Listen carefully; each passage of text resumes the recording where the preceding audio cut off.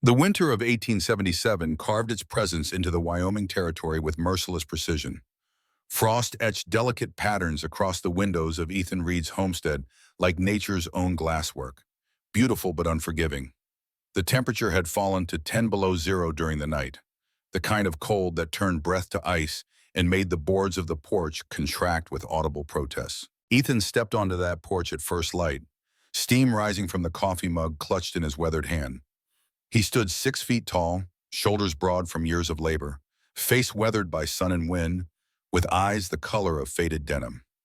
At 38, his dark hair had begun to gray at the temples, each silver strand marking a year since he'd lost everything that mattered. The sun was just beginning to lighten the eastern sky, turning the snow-covered hills to gold when Ethan's boot hit the first step and he froze. 3 huddled figures lay beneath a threadbare quilt on his porch, frost glittering around them like scattered diamonds. A woman and 2 children. He stood motionless, coffee cooling rapidly in the bitter air. 8 years. 8 years since strangers had crossed his threshold. 8 years of carefully constructed solitude shattered by the unexpected sight before him. The woman's eyes snapped open as if sensing his presence. They were amber brown, feral with exhaustion but defiant. She clutched the smaller child to her chest protectively, her hand moving instinctively to the shoulder of the boy beside her. "We won't trouble you long," she whispered, her voice rough as crows call. "Just till sunrise." The silence stretched between them, broken only by the distant howl of a coyote from the ridge that bordered the eastern edge of Ethan's 160 acres. Land granted to him under the Homestead Act of 1862, where he'd built his 2-room cabin with his own hands, where he'd planned to raise a family, where he'd eventually buried his hopes alongside his wife. Ethan's jaw worked as he studied the trio. The woman's boots were worn through at the toes, her hands raw and cracked from cold and work. The boy, perhaps 8 years old, blinked up at him with wary blue eyes, pale face pinched with hunger. The little girl remained asleep against her mother's chest, her small face framed by blonde curls that reminded Ethan of, he could send them away. Should probably. A man alone didn't need complications. But something in the woman's eyes held him. Desperation, yes, but also that bone-deep exhaustion that came from carrying the world too long without rest. He recognized it from his own reflection. "If they snore," he muttered finally, turning back toward the door, "I'll build a room." He left the door ajar, an invitation without words, and retreated inside to the warmth of his pot-bellied Monarch stove, purchased in 1871 when the hardware store had first opened in Oak Ridge, the nearest town some 20 miles distant. Behind him he heard the soft shuffle of boots as the woman hesitated, then the gentle creak of the porch boards as she gathered her children and approached the open door. Ethan stood at the stove, staring into his coffee. His hands trembled slightly, not from the cold. The first strangers in his house since Mary died, since the baby died with her. What in God's name had he just done? The woman entered cautiously, carrying the little girl. The boy followed close behind, clutching a small wooden horse that had seen better days. Ethan didn't turn to face them. He couldn't. Instead, he moved to the cupboard and took down 4 plates. 4. He hadn't used 4 plates in nearly a decade. "Sit," he said, gesturing to the rough-hewn table that dominated the main room. The cabin was simple but solid. The main room served as kitchen and living area, with a single bedroom behind a door to the right. A root cellar accessed through a trap door provided storage during winter months. A workshop adjacent to the barn housed his carpentry tools, evidence of the skill in every joint and board of the cabin itself. The children stared at the food like it might vanish. Bacon he'd smoked himself from last fall's slaughter, biscuits made from flour ground at the mill in Oak Ridge, coffee for the adults, and milk from his single cow for the children. The boy swallowed hard, eyes darting to his mother for permission. The woman nodded, and the children fell upon the food, devouring it with barely contained desperation. The woman ate more slowly, her gaze constantly moving between Ethan and the door, watchful as a hunted animal. Ethan focused on his plate, the sounds of chewing and silverware scraping, feeling loud as thunder in his quiet house. When the plates were empty, the woman stood without a word and began washing dishes. "You don't have to," Ethan started. "Yes, I do." Her voice was firm as she organized his chaotic counter with efficient movements. Ethan noticed her hands, rough, capable, the hands of someone who knew work and didn't shy from it. He shifted uncomfortably, unused to sharing his space. "Name's Rebecca," she said finally, her back still to him. Rebecca Morton, this is William. That's Charlotte. Ethan nodded, not yet offering his own name. My husband died 6 months ago, Rebecca continued, voice flat as she scrubbed a pan with more force than necessary. Mine collapsed near Silverton. Creditors took the house 2 weeks later. She paused, shoulders tense. We walked 3 days to get here. Why here? The question escaped before Ethan could stop himself. Rebecca turned, meeting his eyes directly. Man at the general store said you were decent. A ghost of a smile touched her lips, ornery but decent. Ethan almost smiled, almost. William's small voice broke the silence. You got horses, mister? Ethan looked at the boy, saw the hope there, fragile as spring ice. He nodded toward the barn, visible through the window. The boy's face lit up like sunrise. Can I see them? Rebecca interrupted. William, Mr. Reed, Ethan supplied. Ethan Reed. Mr. Reed has been kind enough to give us shelter. Don't impose further. Ethan felt something crack in his chest, something that had been frozen solid for 8 years. Barnes got a loft, he heard himself say, the words seeming to come from somewhere outside himself. Warmer than the porch. You can sleep there till I figure things out. Rebecca's eyes shimmered with unshed tears, but she didn't let them fall. Pride kept her spine straight. We'll earn our keep. I can cook, mend, work. Can you swing a hammer? Ethan asked. She blinked, confusion crossing her features. What? That room won't build itself. Rebecca stared at him, then slowly nodded once. Deal made. Ethan stood, grabbed his hat from its peg by the door. I'll inventory the timber. He walked out before she could see his hands shaking. In the barn, surrounded by the familiar smell of hay and leather, Ethan leaned against a post and closed his eyes. The chestnut mare nickered softly from her stall, the sound anchoring him to the present when memories threatened to drag him into the past. He just invited strangers to stay, to help him build something. What was he building? A room or something far more dangerous? He drew a deep breath of the cold air, letting it steady him. Then he walked to the small loft at the rear of the barn, assessing its suitability. It would need cleaning, fresh straw, blankets, but it would serve until what? What was he thinking? The sound of the barn door opening saved him from his thoughts. William stood framed in the doorway, eyes wide as he took in the interior. Your ma know you're here? Ethan asked. The boy nodded. She's helping Charlotte wash up. Ethan gestured to the nearest stall. That there's Sadie, 7 years old, good temperament. William approached the stall cautiously, eyes bright with wonder as the chestnut mare lowered her head in greeting. She's beautiful. You ride before? The boy shook his head. My pa didn't keep horses. Said they ate too much for what they gave back. Ethan noted the correction, the shadow that passed over the boy's face at the mention of his father. Horses are partners, Ethan said. Treat them fair, they'll do the same. William nodded solemnly, reaching out a tentative hand to stroke Sadie's velvety nose. Something settled in Ethan's chest watching the boy with the horse. He recognized the beginnings of a bond, remembered the first time his own father had introduced him to the magic of these animals. A legacy passed down. He cleared his throat. Come on, help me clean up that loft for you and your family. As they worked together, spreading fresh straw, Ethan found himself studying the boy. William worked without complaint, following instructions carefully. There was an eagerness to please that spoke of a child unused to male approval. Your pa, Ethan ventured carefully. He worked the mines long? William's movements faltered. 5 years, sir. Started after the war. The Civil War ended 12 years prior, but its shadow still stretched across the nation. Ethan had been fortunate, too young to fight, though he'd lost an older brother at Antietam. He drink? Ethan asked, keeping his tone neutral. William's silence was answer enough. Was he hard on you and your ma?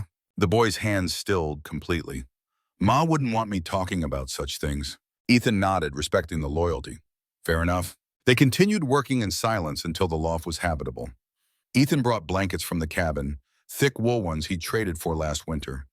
As they descended the ladder, William clutching the wooden horse he'd set aside during their work, the boy paused. Mr. Reed? Thank you for not sending us away. The simple gratitude struck Ethan with unexpected force. You're welcome, son.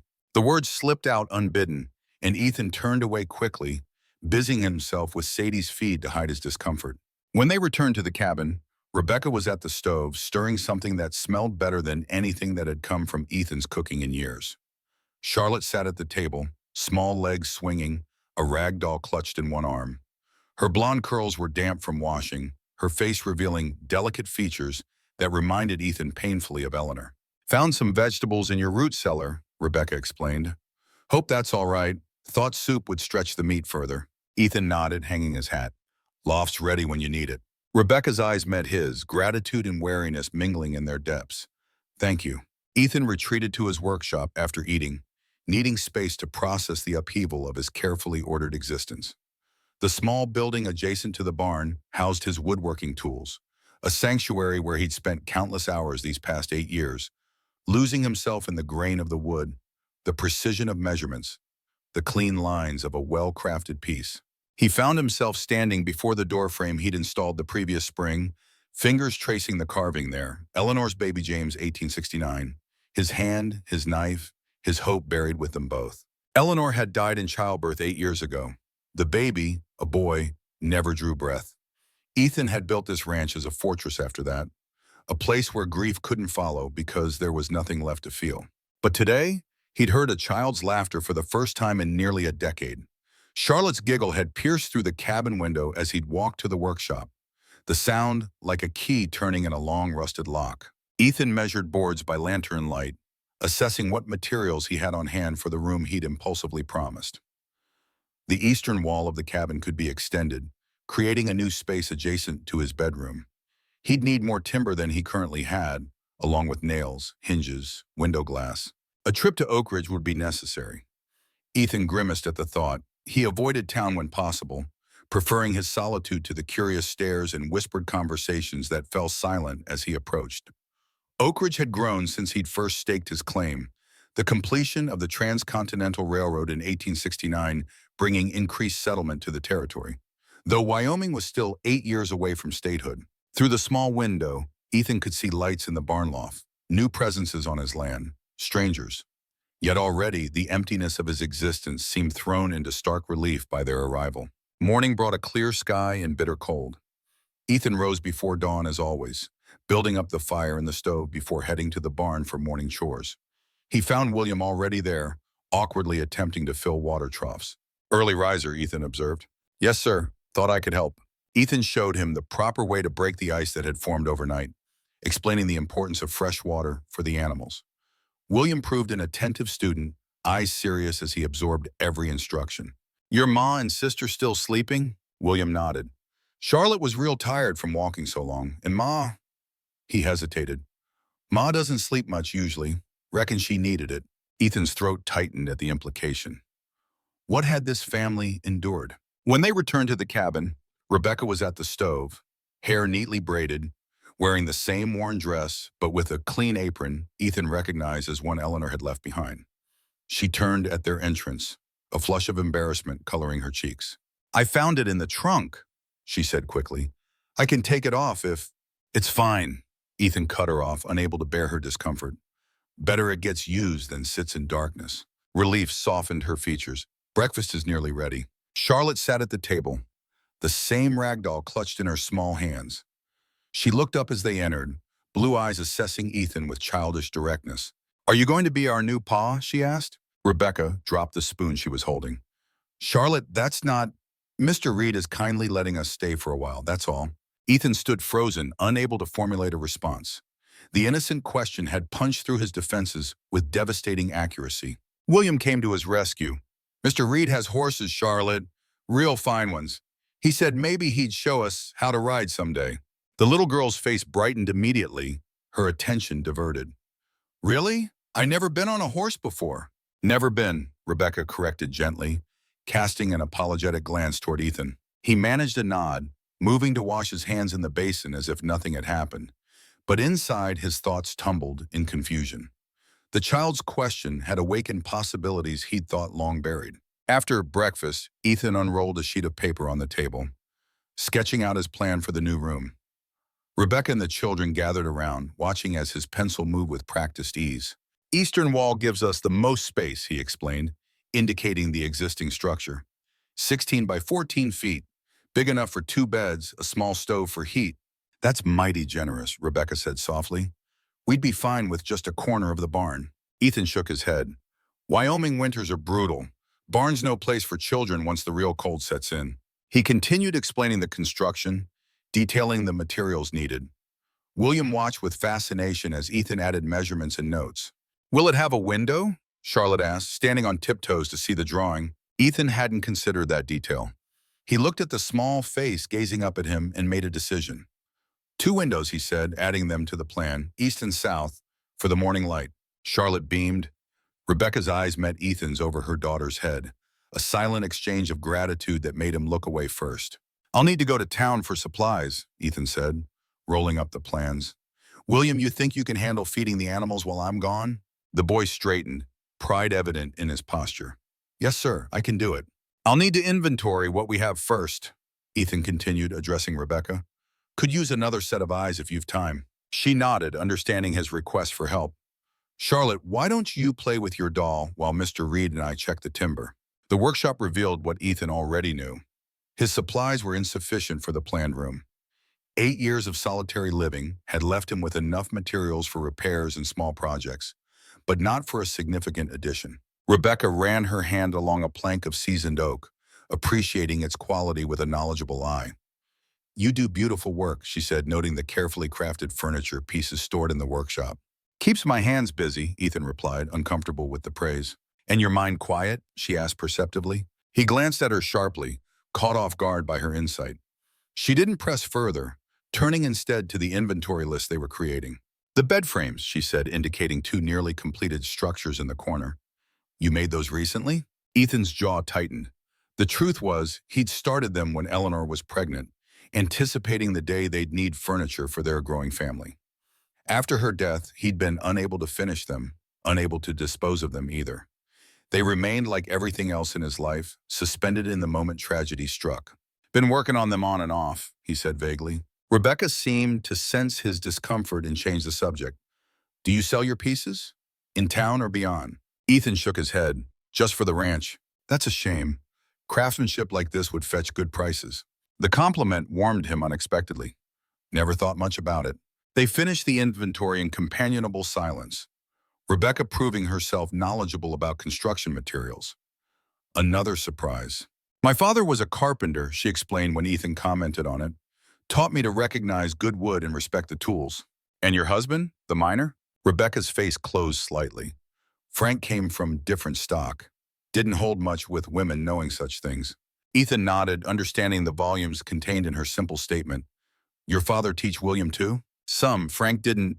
She paused, choosing her words carefully. Frank believed boys should learn different skills. Toughness, mainly. The shadow in her eyes told Ethan all he needed to know about Frank Morton's methods of teaching toughness. Well, Ethan said, rolling up the inventory list. Reckon William might enjoy learning a bit of woodcraft, if you've no objection. Useful skill for a boy.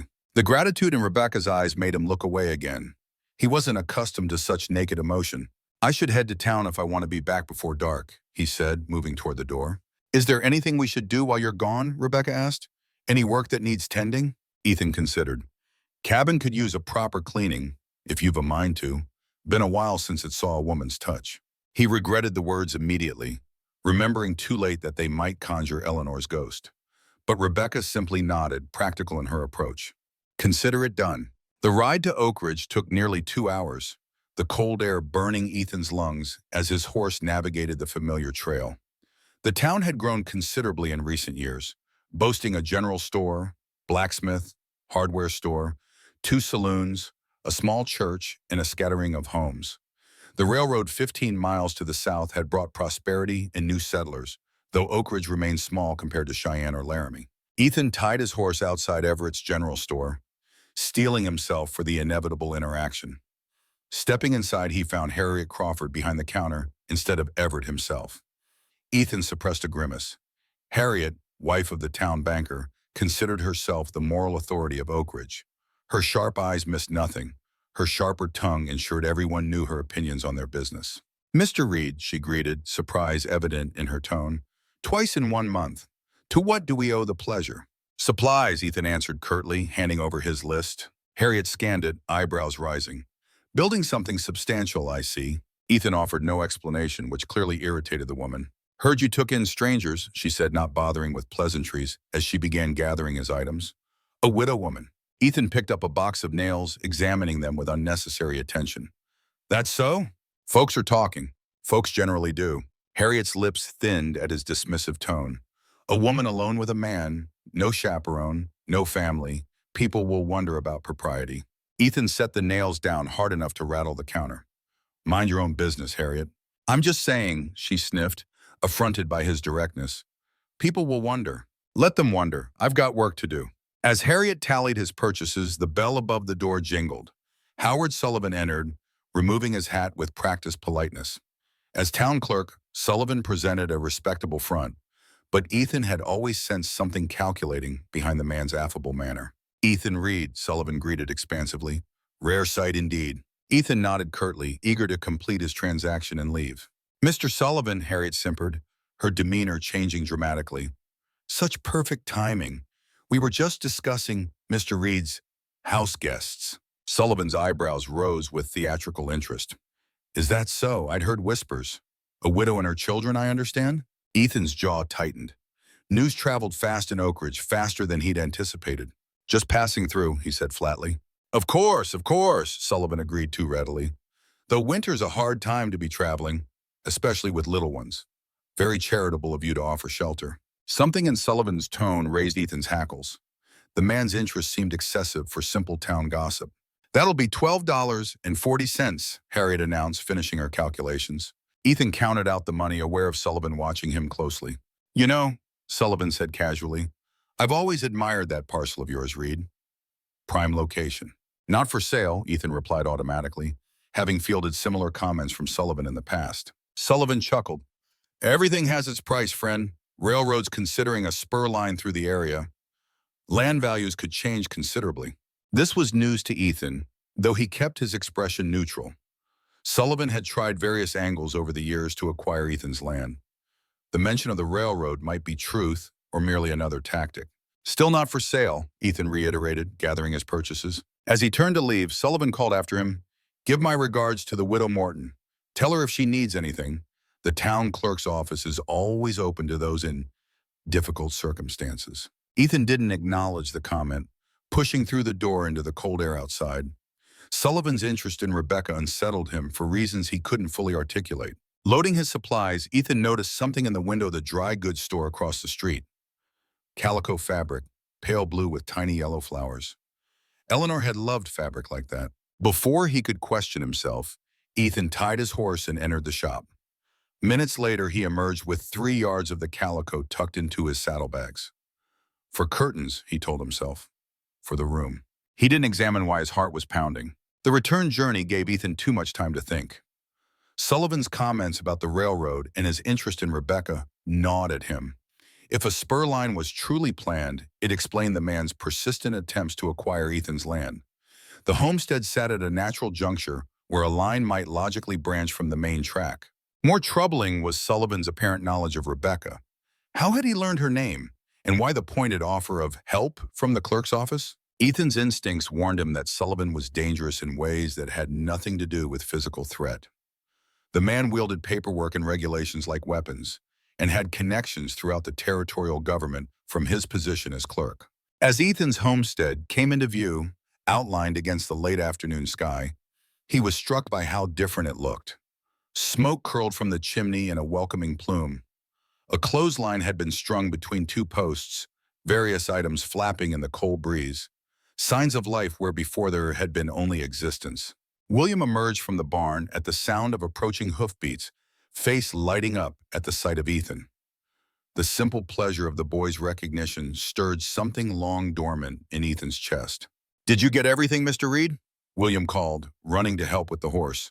Most of it, Ethan replied, dismounting. We can start tomorrow if the weather holds. I've been practicing with the horses like you showed me, William said eagerly. Sadie really likes me now. Horses know good people, Ethan said, surprising himself with the praise. The boy beamed, carefully taking the reins as Ethan had taught him that morning. Inside the cabin, Ethan found further transformation. The floors had been scrubbed, windows cleaned, shelves organized. The scent of stew filled the air, rich and inviting. Charlotte sat at the table, carefully folding rags into neat squares, her small face serious with concentration. Mr. Reed, she exclaimed upon seeing him. Mama made the house pretty. Rebecca turned from the stove, wiping her hands on her apron. I hope you don't mind, seemed the least we could do. Ethan stood in the doorway, momentarily speechless. The cabin had never looked so inhabited. Even with Eleanor, they'd barely had time to settle in before tragedy struck. For 8 years, he'd maintained the structure, but neglected the touches that made a house a home. "It's fine," he managed, hanging his hat on its peg. The familiar gesture felt different somehow, as if the peg itself had changed purpose from merely holding a hat to welcoming him back. "Table's set for 4, Rebecca said, a question in her voice. Ethan nodded, unable to articulate the complex emotions swirling within him. 4 plates, 4 lives intersecting by chance or providence. 4 hearts beating beneath one roof. When he'd carved Eleanor's name into that doorframe 8 years ago, he'd believed his chance at family had died with her. Now, watching Rebecca ladle stew into bowls while Charlotte chattered about her day and William proudly described his work with the horses, Ethan felt the first tentative stirrings of possibility. Not replacing what was lost, nothing could do that, but perhaps building something new from the broken pieces. As they sat down to eat, Charlotte looked up at Ethan with solemn blue eyes. "Will you say grace, Mr. Reed?" Ethan froze in the doorway. Grace at his table with a family that wasn't his. He could turn away, eat in the barn, keep the walls up. Instead, he hung his hat, sat down, and bowed his head. "Lord," he said, voice rough from disuse, "thank you for this food and for the hands that made it. Amen." When he looked up, Rebecca's eyes were shining. The room wasn't his anymore. Maybe it never would be again. And for the first time in 8 years, Ethan Reed wasn't certain that was a bad thing. After dinner, with the children settled in the barn loft, Ethan found himself alone with Rebecca by the fire. He'd brought out the bottle of whiskey he saved for the coldest nights, pouring a measure for each of them. "You don't have to talk," he said quietly as she accepted the glass, "but I'll listen if you do." She took the glass, sipped, winced slightly at the burn. Silence stretched between them, punctuated only by the pop and crackle of the fire. "Frank wasn't a good man," she said finally, staring into the flames. "Not when he drank." Ethan's jaw tightened, but he remained silent, allowing her the space to continue. "He hit me. Twice. Terrified the children." Her voice was flat, emotionless, as if she'd scraped out all feeling to survive telling it. "I was ashamed, thought it was my fault, thought I deserved it." "You didn't," Ethan said simply. Rebecca looked at him, surprise evident in her expression. "How do you know?" "Because a man who raises his hand to his family isn't a man. He's a coward." Her breath hitched, the first crack in her composed facade. "I ran after he died," she admitted. "The debt was real, but I also ran because I was free." Her eyes searched his. "Does that make me terrible?" "Makes you human." They sat in silence again, more comfortable than before. The fire popped, sending sparks up the chimney. "Earlier today," Ethan said slowly, "William asked if he could help with the horses." Rebecca nodded. "He's taken to them, and to you, if I'm not overstepping." Ethan stared at his whiskey, gathering courage. "In town, the clerk, Sullivan. He mentioned you by name." Rebecca's head snapped up, alarm crossing her features. "How would he know me?" "That's what concerned me," Ethan admitted. "He also mentioned a possible railroad spur coming through. Been trying to buy my land for years." "You think there's a connection?" Ethan shook his head. "Not to you, but Sullivan's not a man to trust. He offered his help for you. Said to tell you his office was open to those in difficult circumstances." Rebecca's fingers tightened around her glass. "Men like Sullivan don't offer help without expecting something in return." "No," Ethan agreed, "they don't." Another silence fell, heavier than before. "The railroad," Rebecca said thoughtfully. "If it's true, your land would be valuable." Ethan nodded. "Prime junction point between the main line and any spur heading northwest." "So he wants your land, and now he knows about us." Rebecca's expression grew troubled. "Our presence here could give him leverage against you." Ethan looked up sharply. "How so? A single man living alone with a widow and her children?" Rebecca's smile was bitter. "You heard the storekeeper today. People talk, and men like Sullivan know how to use talk." The realization hit Ethan with unexpected force. Their arrangement, innocent as it was, could indeed become fodder for gossip, potentially damaging to them both. "We should leave," Rebecca said quietly. "I won't be the cause of trouble for you. Not after your kindness." "No." The word came out more forcefully than Ethan intended. He moderated his tone. "Winter's setting in, you've nowhere to go, and I gave my word about that room." Rebecca reached across the space between them, touched his hand. Her palm was warm, rough, real. "I'm scared too," she whispered. "But maybe that's how we know it matters." Ethan turned his hand over, laced his fingers with hers. They didn't speak further. It was too soon, too fragile. But the touch said everything that words couldn't yet express. Outside, the wind rose. A storm was coming. Ethan could smell it on the air, feel it in the old break in his arm that ached before snow. Tomorrow they would begin building the room. Foundation, walls, roof, tangible things with clear purpose.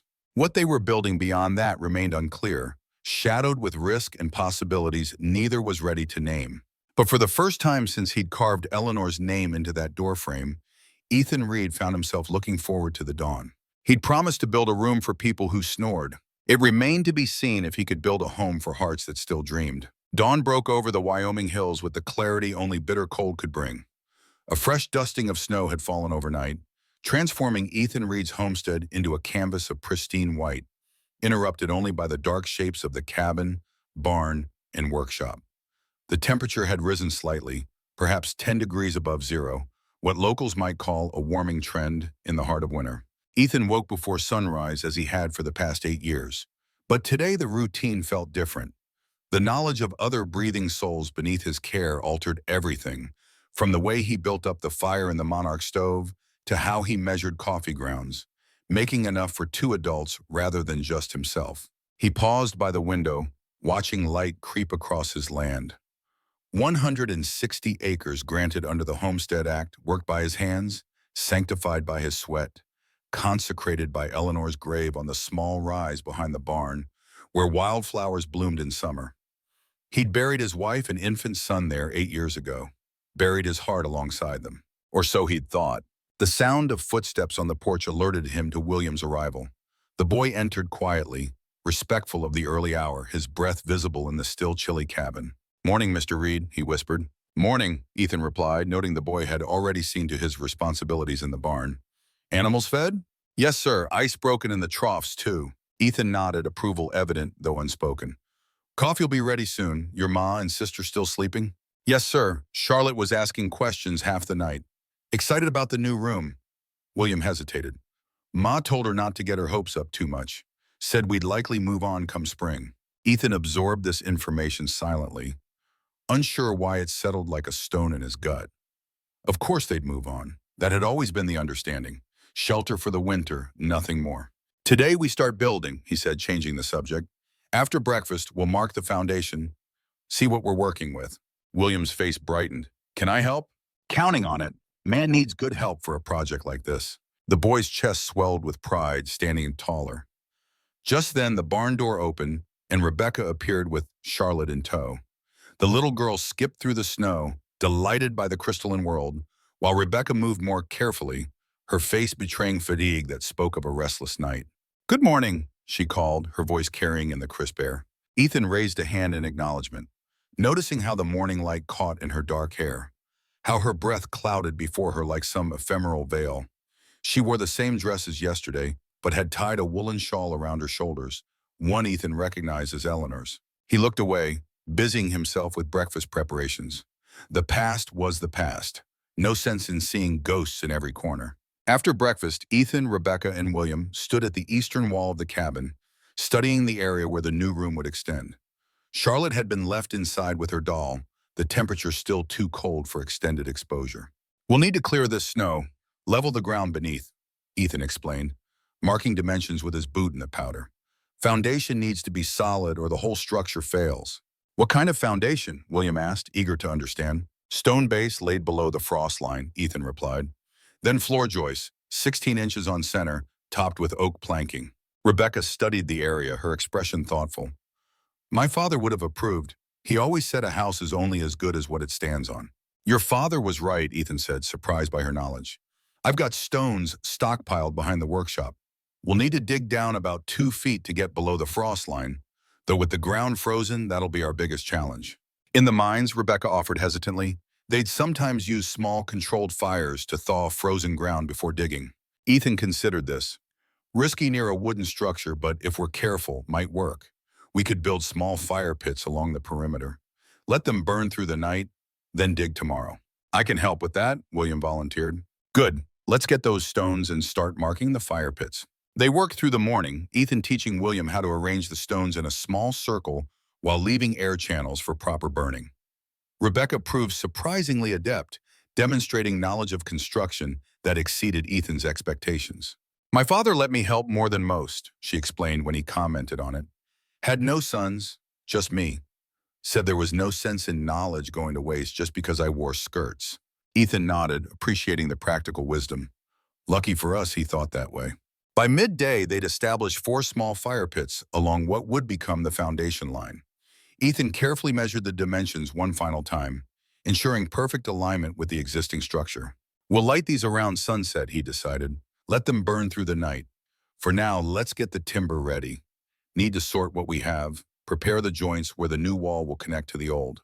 They moved to the workshop where Ethan had arranged the materials purchased in town alongside his existing supplies. William's eyes widened at the array of tools hanging from pegs on the wall, each meticulously maintained. Never seen so many, he breathed, taking in the collection of saws, planes, chisels, and augers. Every tool has its purpose, Ethan said, selecting a cross-cut saw from the wall. This here's for cutting across the grain of the wood. That one there, he pointed to a ripsaw, cuts with the grain. Using the right tool makes the work cleaner, faster. He demonstrated the proper technique, showing William how to hold the saw, how to let the teeth do the work rather than forcing it. The boy watched with rapt attention, absorbing every detail. Want to try? Ethan offered, holding out the saw. William nodded eagerly, taking the tool with reverent hands. Ethan guided him through the first cut on a length of pine, standing behind the boy, his larger hands encompassing William's to demonstrate the rhythm. Steady pressure. Let the saw do the work, he instructed. That's it. Rebecca watched from nearby, her eyes softening at the tableau they presented. Man and boy, teacher and student, the legacy of craft passing from one generation to another. When William completed his first cut successfully, his face shone with accomplishment. I did it, he exclaimed. You did, Ethan confirmed, squeezing the boy's shoulder. The contact felt strange, good, terrifying. They worked through the afternoon, Ethan teaching William basic carpentry skills, while Rebecca sorted nails by size and prepared bindings for the joists. The hours passed in comfortable productivity, punctuated by William's questions and Ethan's patient explanations. When the light began to fade, they lit the small fires along the foundation line, carefully building each one with dry wood that would burn hot and long. The flames cast dancing shadows across the snow, creating a perimeter of warmth in the gathering dusk. It's like magic, William whispered, watching the firelight play across the white ground. No magic, Ethan corrected, just understanding how things work together. Fire, earth, wood, human hands, all got their place. As darkness settled fully, they returned to the warmth of the cabin. Charlotte greeted them excitedly, proudly displaying a row of neatly folded rags she'd completed in their absence. I'm helping too, she declared. Indeed you are, Rebecca affirmed, removing her shawl and hanging it carefully on a peg. Most important job of all, keeping house while we work. The evening meal was simpler than the previous night, salt pork with beans and cornbread, but the shared labor had sharpened their appetites. They ate heartily, the conversation flowing more easily now, centered around the day's work and plans for tomorrow. After the children had been settled in the barn loft, Ethan and Rebecca again found themselves alone by the fire. The ritual of the previous night repeated itself, Ethan pouring 2 small measures of whiskey, the golden liquid catching the firelight like amber. Your William's a quick study, Ethan commented, settling into his chair. He is, Rebecca agreed, pride evident in her voice. Never had much chance to show it before. Frank didn't, she trailed off. Didn't encourage learning, Ethan finished for her. She nodded, sipping her whiskey. Frank believed a boy should be tough above all else. Education was for weaklings, in his mind. Schooling was irregular at best in the mining camp anyway. Boy deserves better, Ethan said simply. Both my children do, Rebecca replied, her gaze direct. It's why we left after Frank died. Why I couldn't accept the mining company's offer of another cabin. Another miner looking for a ready-made family. The cycle would have continued. Ethan studied her face in the firelight, seeing the determination there, the fierce protective love of a mother. It struck him suddenly how much courage it must have taken to leave everything familiar, to walk into the unknown with 2 children and no guarantee of safety. You're a brave woman, Rebecca Morton, he said quietly. She looked startled, then shook her head. Not brave, desperate. There's a difference. Sometimes they look the same from the outside, Ethan observed. The fire popped, sending a cascade of sparks up the chimney. Outside, the wind had picked up, driving fine snow against the windows with a sound like sand on glass. Storm's coming, Ethan noted. Will it affect the fires for the foundation? Shouldn't. They're sheltered enough, burn hot enough. We'll check them at first light. Rebecca nodded, then hesitated, gathering courage for something. Mr. Reed, Ethan, I need to be direct about something. He braced himself, uncertain what was coming. All right, your land, this Sullivan man's interest. Our presence here seems to have complicated things for you. Not your concern, Ethan replied automatically. It is if we are the cause, Rebecca countered. I've known men like Sullivan. They use whatever leverage they can find. If he thinks, she paused, searching for delicate words. If he thinks our arrangement is improper, he could make trouble. For both of us.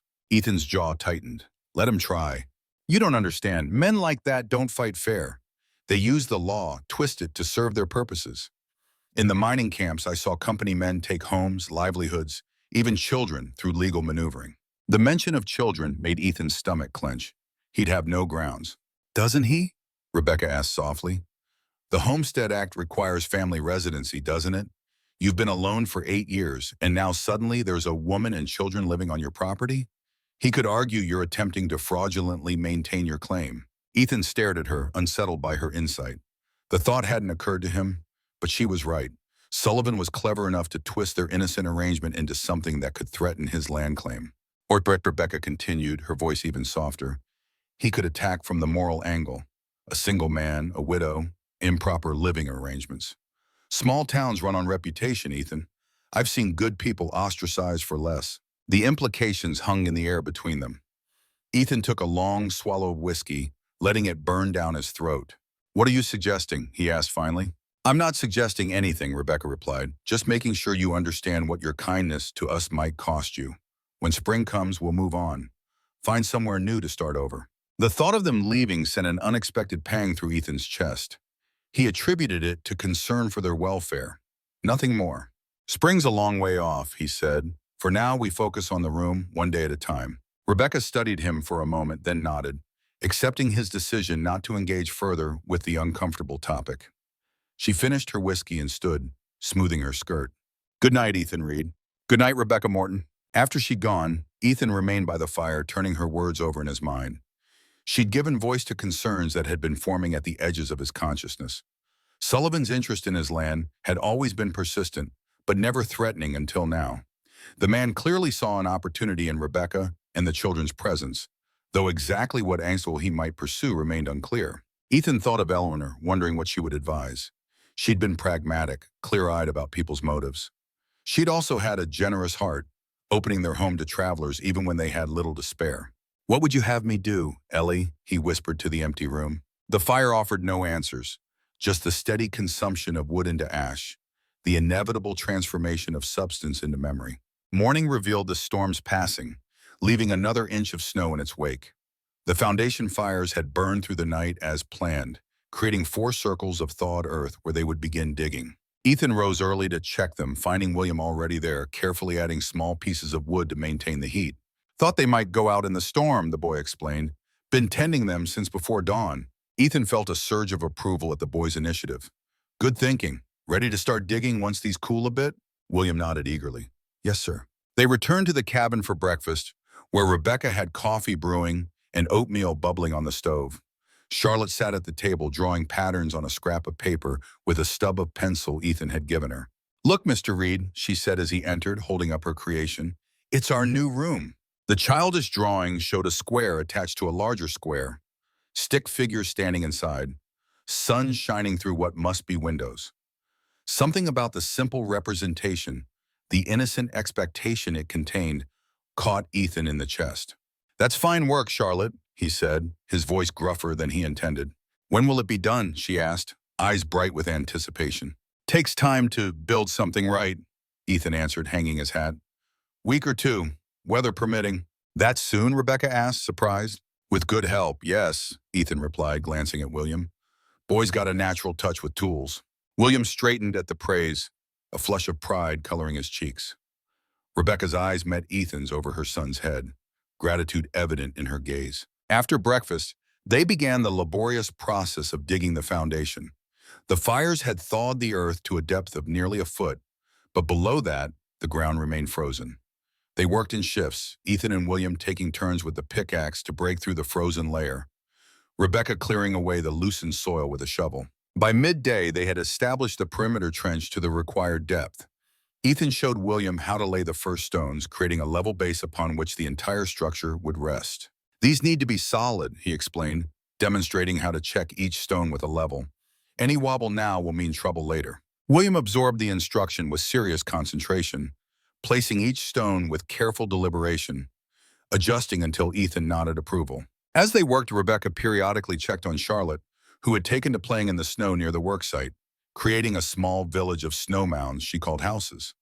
The little girl's imagination transformed the simplest elements into elaborate stories, her voice carrying in the clear air as she narrated adventures for her rag doll among the snow dwellings. She has Ellie's gift for seeing more than what's there, Ethan said quietly to Rebecca as they watched Charlotte direct her doll through an imaginary doorway. Rebecca glanced at him, surprised by the personal admission. Eleanor, your wife? Ethan nodded, returning his attention to the foundation stones. She could look at a piece of raw timber and describe exactly what it would become. Said the shape was always there, just waiting to be released. That's beautiful, Rebecca said softly. What did she look like? The question caught Ethan off guard. He rarely spoke of Eleanor, and when he did, it was never about such personal details. Yet somehow in this moment, with his hands working the earth where a new room would stand, the answer came without pain. Fair hair, like Charlotte's, blue eyes, smiled with her whole face, not just her mouth. He paused, remembering. Hands always busy, making, fixing, creating, never still. Rebecca absorbed this, nodding. She sounds remarkable. She was, Ethan confirmed, then added after a moment, would have liked you, I think. Practical women understand each other. The compliment, simple as it was, brought color to Rebecca's cheeks. Thank you. They worked through the afternoon, completing the foundation stone placement as the sun began its descent toward the western hills.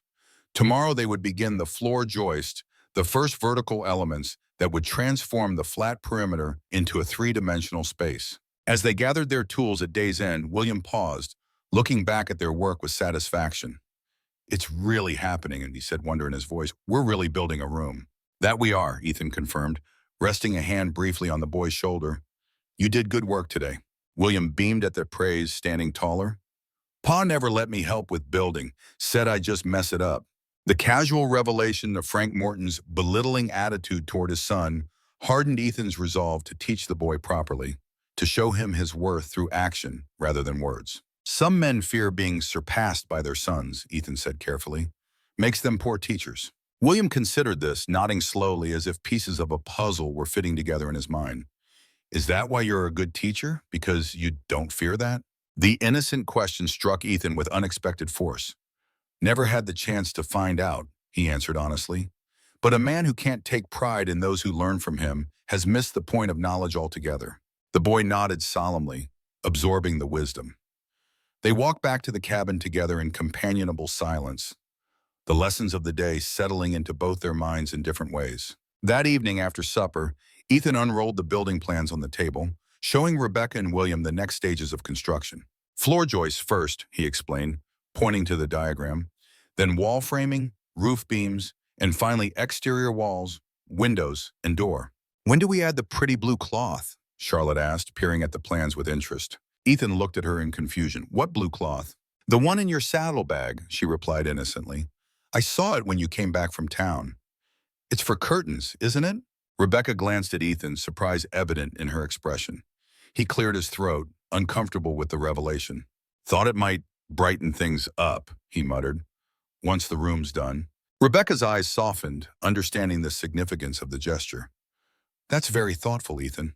He shrugged, rolling up the plans to hide his discomfort with her gratitude. Windows need curtains, practical consideration. Later, after the children had gone to the barn loft, Rebecca broached the subject again as they sat by the fire. The fabric, she said quietly. Blue calico with yellow flowers. It's like Eleanor's, isn't it? Ethan stared into the flames, considering denial, then opted for truth. She had a dress made from similar, always said it reminded her of sky and sunshine, even in winter. Rebecca nodded, understanding. It was a kind thought. Not kindness, Ethan corrected, just seemed right somehow. They sat in silence for a time, the fire crackling between them, each lost in private thoughts. Finally, Rebecca spoke again, her voice tentative. William told me what you said today about teachers and knowledge. Ethan shifted uncomfortably, unused to having his words repeated back to him. Just speaking truth as I see it. It meant something to him, Rebecca pressed gently. Frank, he broke things in William. Confidence, trust, the belief that he could be good at anything. Ethan's jaw tightened at the thought of a father deliberately diminishing his son. Boy's got natural ability, steady hands, good eye for detail. He needs to hear that, Rebecca said, from a man he respects. The implication that William respected him settled strangely in Ethan's chest, a weight both burdensome and precious. He wasn't accustomed to being looked up to having his words carry such significance in a child's life. I'm not one for excessive praise, he said carefully, but I won't lie to the boy either. He does good work. I'll tell him so. Rebecca smiled, satisfied with this commitment. That's all I ask. The next morning dawned clear and cold, perfect weather for construction. They began early, Ethan demonstrating how to measure and cut the floor joists that would support the room's wooden floor. 16 inches on center, he explained to William, means the middle of each joist is exactly 16 inches from the next. Creates even support for the floorboards above. William nodded, helping to hold the measuring line as Ethan marked each position with a piece of chalk. They worked methodically, cutting each joist to precise lengths, notching the ends to sit securely on the foundation stones. Rebecca joined them after settling Charlotte with her doll and drawing supplies, rolling up her sleeves to help position the heavy timbers. Her strength surprised Ethan, though he was coming to understand that Rebecca Morton contained many unexpected qualities beneath her reserved exterior. By midday, the floor frame had taken shape, 16 parallel joists running east to west, creating the skeleton of what would become the floor. Ethan showed William how to secure each joist with iron brackets he'd purchased in town, the boy driving nails with increasing confidence. As they worked, Ethan found himself watching Rebecca more often than he intended. The winter sunlight caught in her dark hair, revealing strands of auburn he hadn't noticed before. Her movements were efficient, economical, without wasted effort. She worked alongside him as an equal, anticipating needs, suggesting solutions when challenges arose. Once their hands brushed as they both reached for the same tool. The brief contact sent an unexpected current through Ethan's arm, causing him to draw back more quickly than necessary. Rebecca's eyes met his for a moment, something unreadable passing between them before they both returned to their tasks, neither acknowledging the moment. By late afternoon, they had completed the floor joist installation and begun laying the oak floorboards Ethan had been seasoning in his workshop. The rich golden wood gleamed in the fading light as they fitted each board tightly against its neighbor. Oak's harder than pine, Ethan explained as they worked. More durable for flooring. These boards were milled from trees I felled 3 years ago, been drying in the workshop ever since. You planned that far ahead? William asked, impressed. Good timber needs proper seasoning, Ethan replied. Rush it, you get boards that warp and twist after installation. Patience makes the difference between work that lasts and work that fails. Rebecca smiled at the lesson, recognizing how Ethan's approach to woodworking reflected his entire worldview. Patient, methodical, committed to quality over expediency. It explained much about the man, including his 8 years of solitude. Ethan Reed didn't rush healing any more than he rushed seasoning timber. As the sun began to set, casting long shadows across their work, Ethan stood to assess their progress. The floor was nearly 2/3 complete, the golden oak creating a warm contrast to the snow surrounding it. Good day's work, he declared, satisfaction evident in his tone. Tomorrow we'll finish the floor and start on the wall framing. William beamed with pride, running a hand over the smooth planking they'd installed. It's beautiful, he said simply. That it is, Ethan agreed, allowing himself a moment of pride. Oak's got character. Each board tells its own story in the grain. They gathered their tools as darkness approached, the temperature dropping rapidly with the sun's departure. Charlotte had spent the afternoon alternating between watching their work and playing in the snow, creating an elaborate village of snow structures near the construction site. Now she stood on the partially completed floor, spinning in slow circles. It feels like dancing, she declared, arms outstretched. So smooth under my feet. Ethan watched her childish delight, something warming in his chest that had nothing to do with physical exertion. That's how you know it's good craftsmanship, he told her solemnly. Makes you want to dance. Charlotte giggled, continuing her twirls until Rebecca gently guided her off the new flooring. Come along now. Time to get warm inside. Mr. Reed and William need to put the tools away. As Rebecca and Charlotte headed toward the cabin, William helped Ethan gather the remaining tools, working with the quiet efficiency of established routine despite the newness of their partnership. Mr. Reed, the boy asked as they walked toward the workshop. Do you think, could I someday be good enough to build something all on my own? Like a whole cabin? Ethan considered the question seriously. No reason why not. Takes time to learn all the skills, but you've got the makings. Good hands, willing to listen, not afraid of hard work. William absorbed this assessment, nodding thoughtfully. I'd like that. To build something that lasts, something people could live in and be safe. The simple aspiration revealed volumes about the boy's past, about what had been lacking in his life with Frank Morton. Safety, permanence, the dignity of creation rather than destruction. That's a worthy ambition, Ethan told him, resting a hand briefly on his shoulder. One day at a time, though, master each skill thoroughly before moving to the next. They stored the tools carefully in the workshop, each returned to its proper place on the wall. As they prepared to leave, William paused by the door frame where Eleanor and baby James' names were carved. Did you make this? He asked quietly, fingers hovering near but not touching the carving. Ethan nodded, something tightening in his throat. I did. It's like they're still part of the house, William observed, even though they're gone. That's the idea, Ethan managed, surprised by the boy's perception. Some things shouldn't be forgotten. William was quiet for a moment, then asked, could you show me how to carve like that someday? The request caught Ethan off guard. He studied the boy's face, seeing genuine interest rather than idle curiosity. I could, he said finally. Takes a steady hand and patience. William nodded solemnly. I'd practice hard. I believe you would, Ethan replied, oddly moved by the boy's determination. When they returned to the cabin, they found Rebecca at the stove and Charlotte at the table, carefully folding clean rags as she had appointed herself to do. The domestic scene struck Ethan with unexpected force, the simple normalcy of it highlighting how abnormal his existence had been these past 8 years. Dinner that evening was venison stew, rich with root vegetables from Ethan's cellar. They ate heartily, the physical labor of the day having sharpened their appetites. The conversation flowed more naturally now, the initial awkwardness of strangers having given way to the comfortable rhythm of shared purpose. After the meal, while Rebecca supervised Charlotte's preparations for bed, Ethan took William outside to check on the animals one final time. The night was clear, stars piercing the black sky with diamond clarity, the air so cold it burned the lungs. Sky like this means temperatures dropping fast, Ethan commented as they walked toward the barn. Might hit 20 below by morning. William shivered, pulling his coat tighter. Will it be too cold to work on the room? We'll work inside tomorrow, Ethan replied, cutting the wall studs and assembling the frames in the workshop where it's warmer. Then we'll move them into place when they're ready. The boy nodded, satisfied with this plan. As they entered the barn, the familiar smells of hay and horses enveloped them, along with the welcome increase in temperature from the animals' body heat. Ethan checked each stall methodically, ensuring water troughs were full and bedding adequate for the extreme cold. William followed, absorbing the routine, learning without formal instruction the daily rhythms of proper animal husbandry. Mr. Reed, he asked as they finished their tasks, can I ask you something?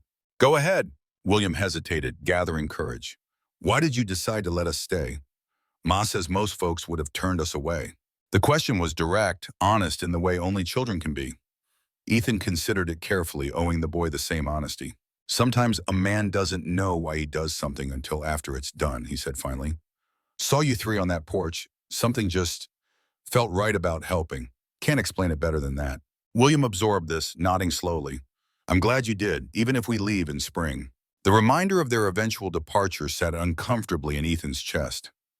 He busied himself with checking a bridle hanging on the wall, avoiding the boy's eyes. Spring's a long way off, he repeated his words from the previous night to Rebecca.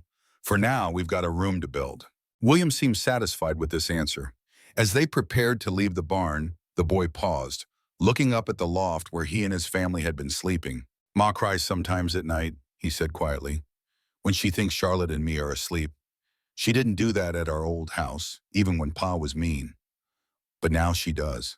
The confession caught Ethan off guard. its simplicity masking the complexity of emotion behind it. Your ma's carried a heavy load, Ma, he said carefully. Sometimes when folks finally find a safe place, that's when the tears come. Doesn't mean she's sadder now. Might mean she finally feels safe enough to let it out. William considered this explanation, finding comfort in its logic. You think that's it? That she feels safe here? I hope so, Ethan replied honestly. Aim to make it so, least while you're under my roof. The boy nodded, satisfied. As they walked back to the cabin through the crystalline night, William's small hand slipped into Ethan's, the gesture so natural that neither commented on it. Their breath clouded before them in the starlight, two souls connected by circumstance, finding their way forward one step at a time. Inside the cabin, Rebecca had settled Charlotte in a makeshift bed near the fire, the little girl already drowsy with warmth and security. Rebecca herself sat at the table, mending one of William's shirts by the light of a kerosene lamp, her needle flashing silver as it dipped and rose through the fabric. The scene struck Ethan with its simple rightness, as if the cabin itself had been waiting 8 years for just this tableau.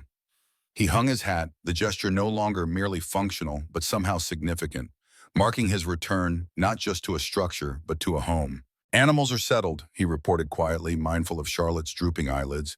Temperatures dropping fast outside. Rebecca nodded, setting aside her mending. I've added wood to the stove. Should keep through the night. You two should take the bedroom tonight, Ethan said, the words emerging before he'd fully considered them. Too cold for the barn loft with this weather coming. Rebecca looked up sharply, surprise evident in her expression.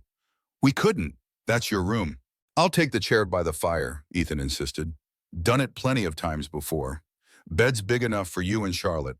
William can make a pallet here in the main room near the stove. William looked between the adults, sensing the significance of the offer, though not fully understanding it. Rebecca hesitated, clearly torn between propriety and practical concern for her children. Just for tonight, Ethan added, with the cold snap. Tomorrow we can figure something better. Are you certain? Rebecca asked, searching his face. Wouldn't offer if I wasn't, he replied simply. She studied him a moment longer, then nodded. Thank you. Just for tonight, then. The matter settled, they completed their evening routine with newfound awareness of each other's movements, the small cabin suddenly feeling both more crowded and more complete than before. As Rebecca guided a sleepy Charlotte toward the bedroom, Ethan prepared a pallet for William near the stove, showing the boy how to arrange the blankets for maximum warmth. Sleep well, Rebecca said softly from the bedroom doorway, her eyes meeting Ethan's with complex emotion. And thank you. Ethan nodded, unable to find adequate words for what was passing between them in that moment. As she closed the door, he settled into his chair by the fire, aware of William's steady breathing from the pallet nearby, of Charlotte's occasional murmur from the bedroom, of Rebecca's quiet movements as she prepared for sleep. 4 souls under one roof, 4 hearts beating in the wilderness, 4 lives intersecting by chance or providence.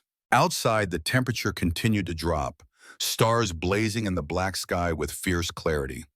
Inside, warmth radiated from the stove, from the banked fire, from the simple fact of human proximity after long isolation. Ethan stared into the dying embers, thinking of the room taking shape outside, of the oak floor gleaming in tomorrow's sunlight, of walls that would soon rise to create a space that hadn't existed before.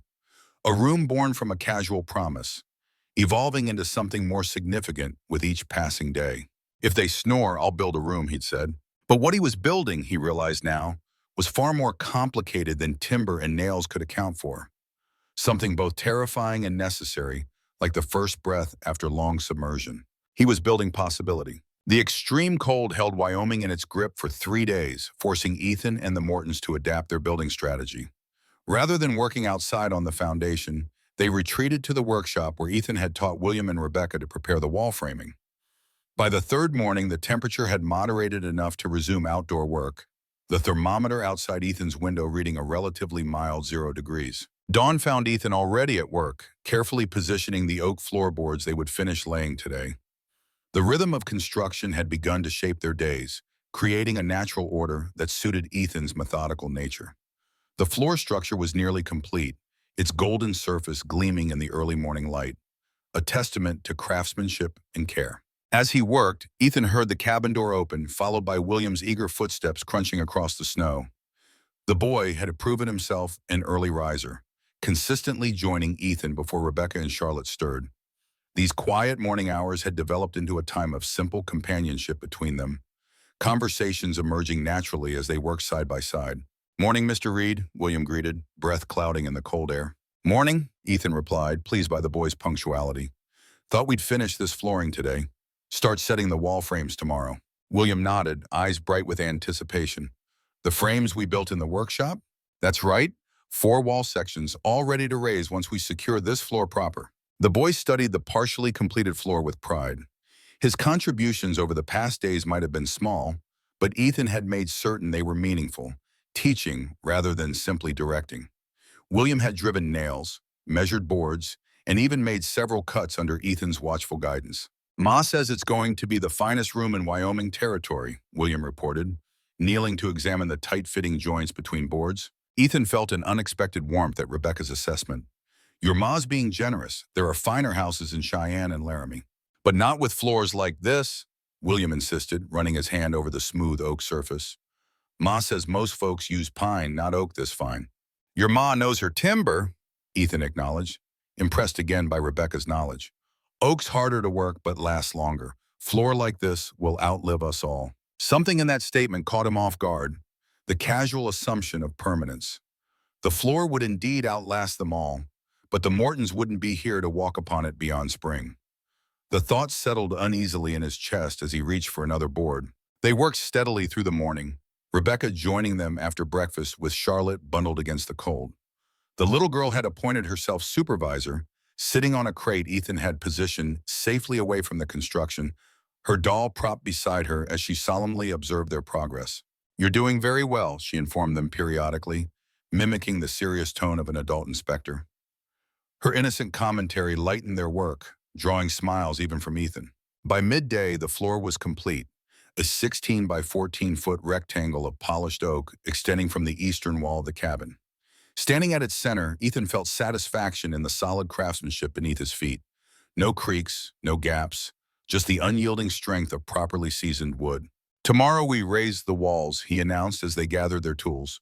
4 sections, each pre-framed. "We'll need all hands to lift and secure them." "Like a barn raising?" William asked eagerly. "Similar principle, smaller scale," Ethan confirmed. "First the exterior walls, then interior finishing. Roof last."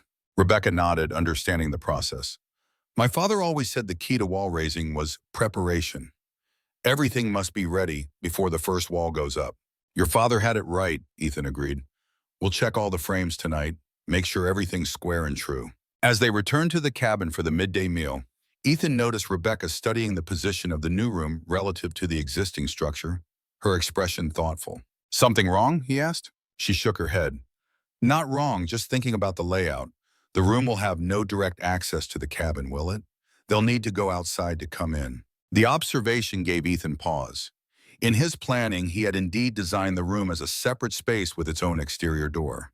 The possibility of connecting it directly to the main cabin through an interior doorway hadn't occurred to him, perhaps because he had unconsciously maintained a boundary between his space and theirs. "Could cut a connecting door through the eastern wall," he said slowly, considering the structural implications. "Would require reframing that section, but it's possible." Rebecca looked away. "I shouldn't have mentioned it. The room is already more than generous." "No, it's a practical consideration," Ethan insisted, mentally revising his plans. "Wyoming winters, going outside to move between rooms makes little sense. We'll add a connecting door." The decision felt significant somehow, beyond its practical value. A connecting door meant integration rather than separation, a merging of spaces rather than distinct territories.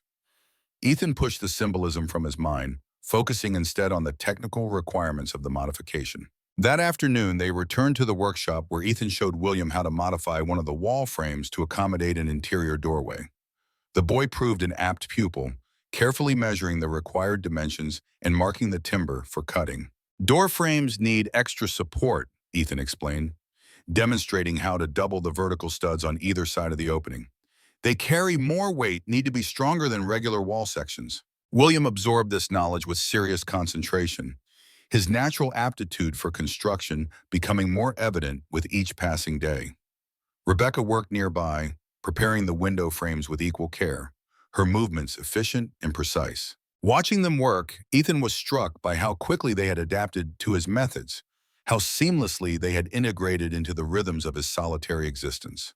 The workshop, once his private sanctuary, now felt more alive with their presence, the shared purpose giving new meaning to tasks he had performed alone for 8 years.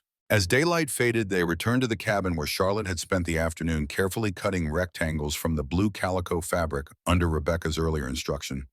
The little girl proudly displayed her work, small patches that would eventually become curtains for the new room. "Look, Mr. Reed," she exclaimed, "I'm helping with the building too." Ethan nodded gravely, acknowledging her contribution. "Every part matters, no matter how small. That's good work, Charlotte." Her face glowed with the praise, small chest puffing with pride. "Will the curtains keep the monsters away?" The question caught Ethan off guard. Rebecca intervened smoothly, stroking her daughter's hair. "There are no monsters, Charlotte." "But William said there are wolves in the woods," the little girl persisted, "and bears sleeping in caves." "Wolves and bears aren't monsters," Ethan explained, kneeling to meet her eye level. "They're just animals living as they were made to. They stay in their territory, we stay in ours. Respect that boundary, there's rarely trouble." Charlotte considered this seriously. But what if they don't respect the boundary? The question held more wisdom than the child could know. Ethan's thoughts flashed to Howard Sullivan and his persistent interest in the land. "Then you need strong walls," Ethan replied, "and people who stand together." Later that evening, after the children had gone to bed in the barn loft, the cold having moderated enough to make it comfortable again, Ethan and Rebecca sat by the fire. 3 days of working in close quarters had changed something between them, the initial wariness giving way to a comfortable familiarity. "I've been thinking about what you said," Ethan began, staring into the flames, "about Sullivan and the Homestead Act." Rebecca looked up from her mending, expression cautious. "Yes? Been here 8 years," Ethan continued. "Original certificate should have converted to full deed after 5. But there was an issue with the survey lines. Government surveyors claimed part of the eastern boundary overlapped with Federal Reserve land. Been in dispute ever since." Understanding dawned in Rebecca's eyes. "And Sullivan knows about this dispute." Ethan nodded grimly. "As town clerk, he'd have access to all the records. Been trying to buy me out for years, offering less than half what the land's worth. If what you said about a railroad spur is true," explains his persistence, "and our presence here gives him a new angle of attack," Rebecca surmised. "If he can't get the land through purchase, perhaps he can challenge your claim on moral or legal grounds." "Man like Sullivan rarely has just one strategy," Ethan agreed. "I'd be a fool to underestimate him." Rebecca set her mending aside, her face troubled in the firelight. "What will you do?" Ethan considered this, weighing options. "First, secure what's mine legally. Need to ride to the county seat, check the status of my claim, make sure everything's properly recorded. Been putting it off too long. And if Sullivan makes trouble before then, let him try," Ethan said simply, the quiet confidence in his voice masking the concern he felt. He had lived peacefully for 8 years, avoiding conflict and entanglement. Now, with the Mortons under his protection, he found himself preparing for a fight he had long avoided. The thought should have troubled him more than it did. Instead, he felt a clarity of purpose he hadn't experienced since Eleanor's death. Protecting what was his, defending those who depended on him, these were responsibilities a man could stand firmly behind. "When will you go?" Rebecca asked. "After we raise the walls," Ethan decided. 2, 3 days at most. County seat's a day's ride each way. Rebecca nodded, then hesitated, gathering courage. "Ethan, there's something I should tell you about Frank." The change in subject caught him off guard. He waited, giving her space to continue. "I told you he died in a mine collapse," she said slowly. "That's true, but I didn't tell you everything." She drew a deep breath. "Frank had enemies. His drinking, his temper.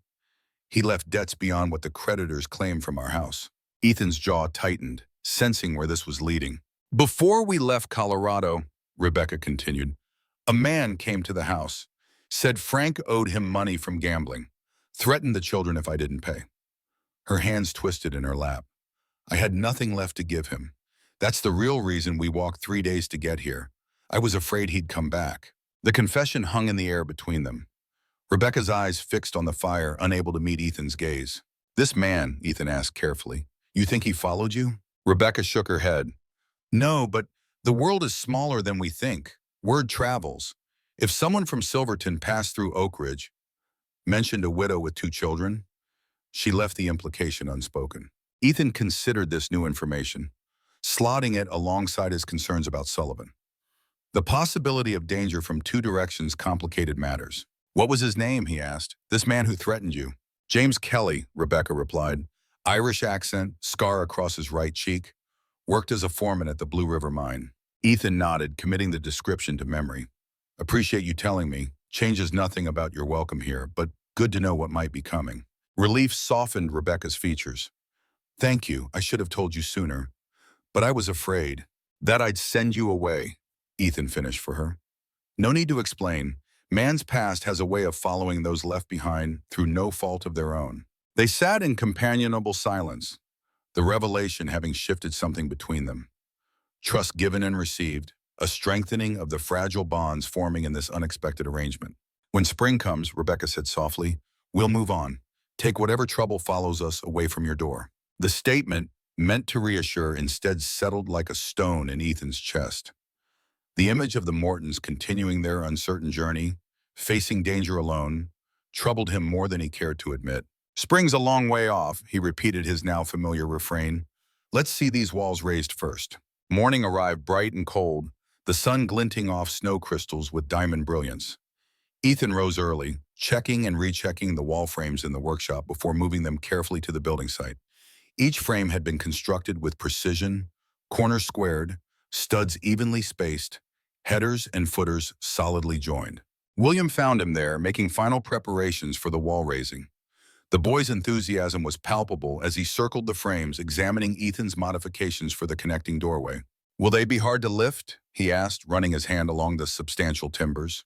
"Heavy but manageable with the three of us," Ethan replied. "Built a frame on the inside corner that lets us raise it in sections rather than all at once." Rebecca joined them after breakfast, Charlotte once again bundled against the cold but determined to witness the wall raising. The little girl perched on her crate with her doll, solemnly accepting her role as supervisor. "Everyone ready?" Ethan asked, positioning himself at one end of the first wall section.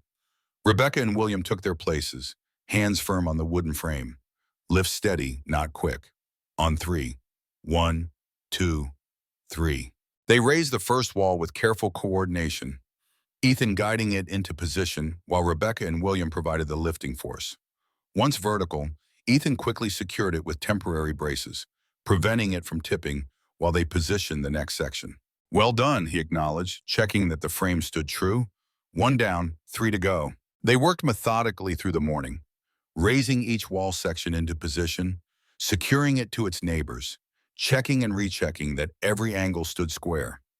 By midday, all 4 walls were standing, creating for the first time the three-dimensional outline of the room that would soon be. Standing inside the frame, Rebecca turned slowly, taking in the space.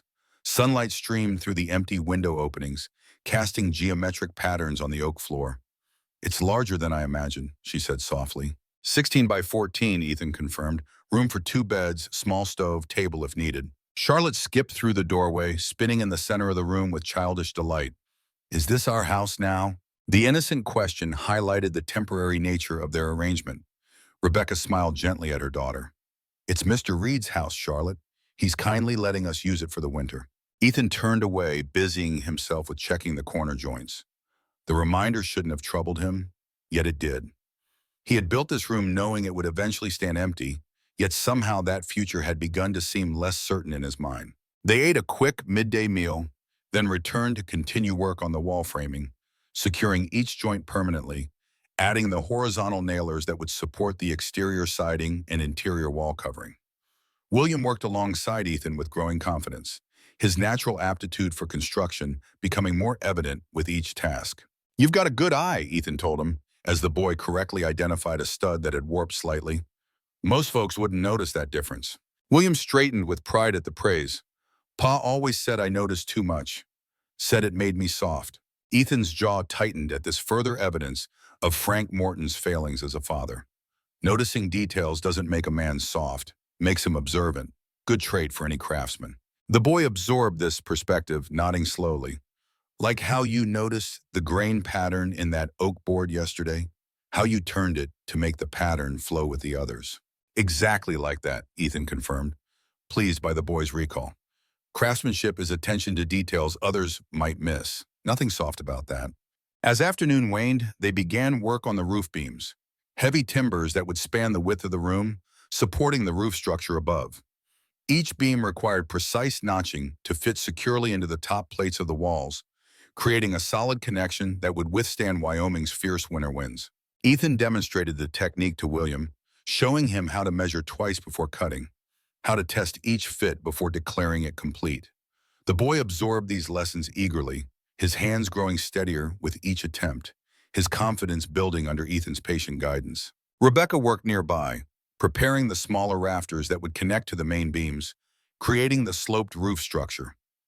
Her competence continued to impress Ethan, her knowledge of construction principles revealing the depth of her father's teaching. "Your father taught you well," he commented, as she correctly angled a rafter end without being shown. A sad smile crossed her features. He wanted a son to pass his knowledge to.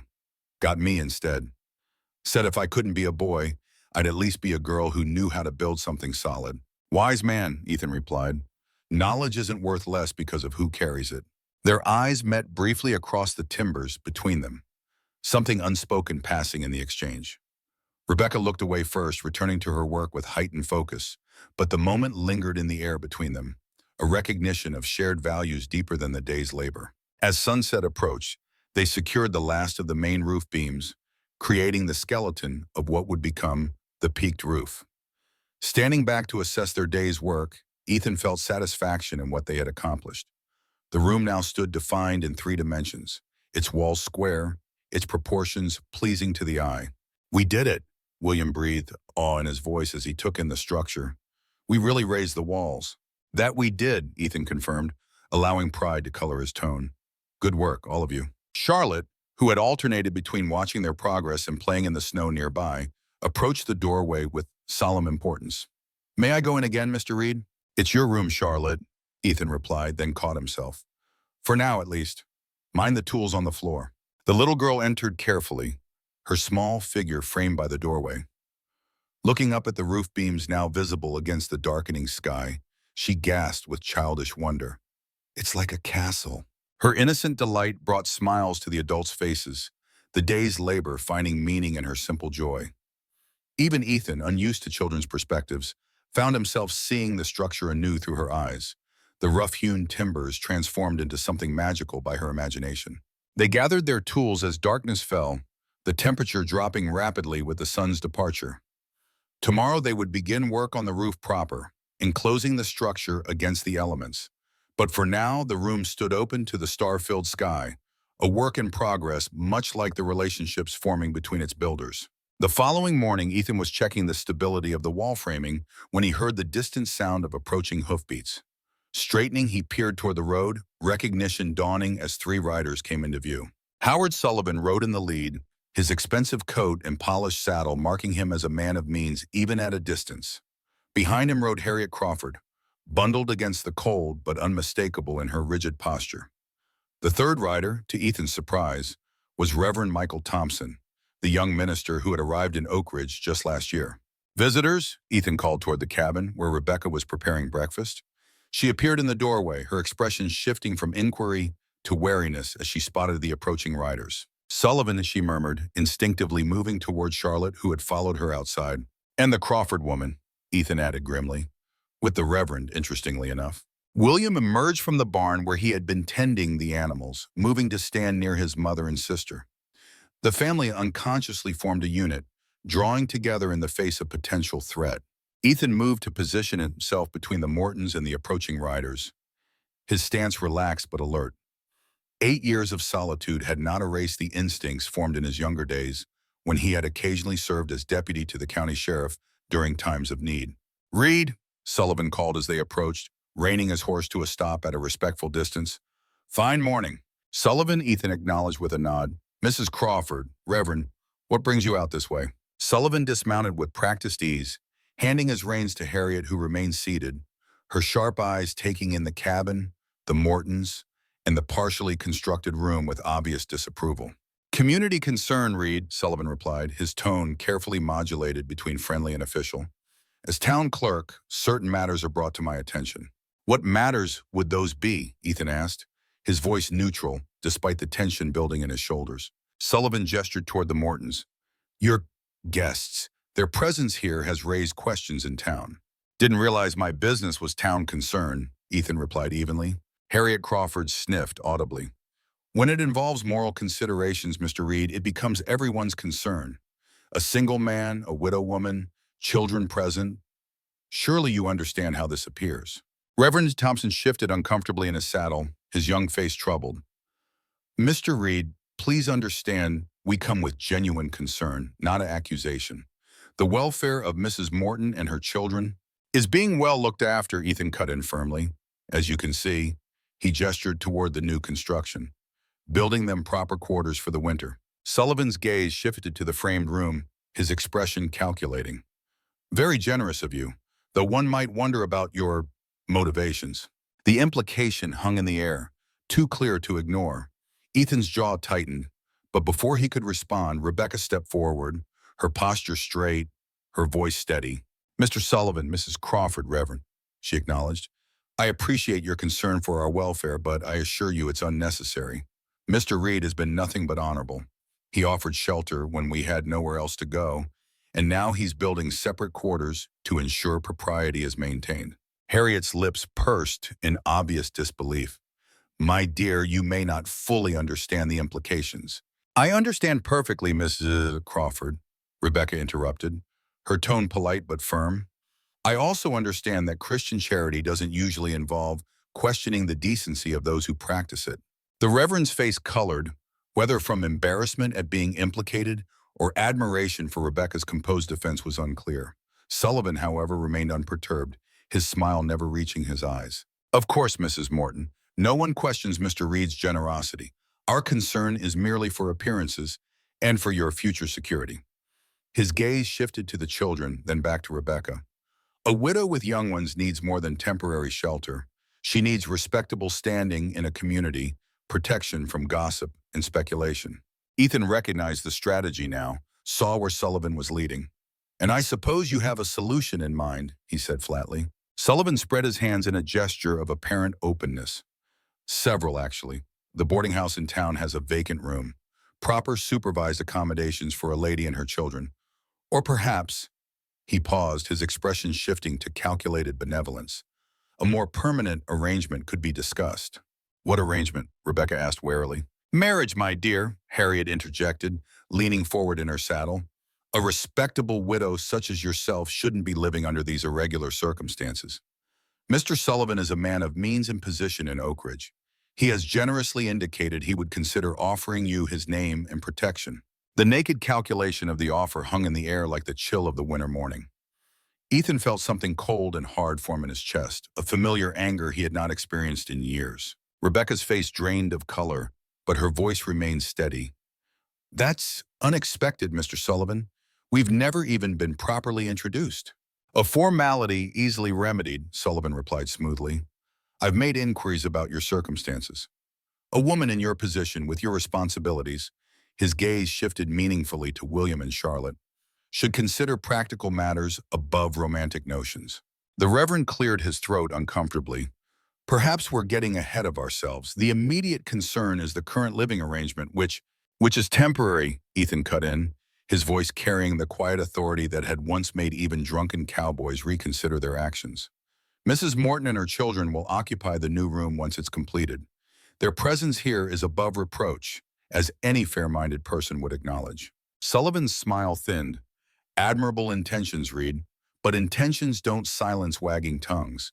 The damage to Mrs. Morton's reputation— My reputation is my concern, Mr. Sullivan, Rebecca interrupted, her patience visibly fraying, and I fail to see how marrying a man I barely know would protect it more effectively than the honest arrangement Mr. Reed has offered. Sullivan's expression hardened momentarily before smoothing back into practiced affability.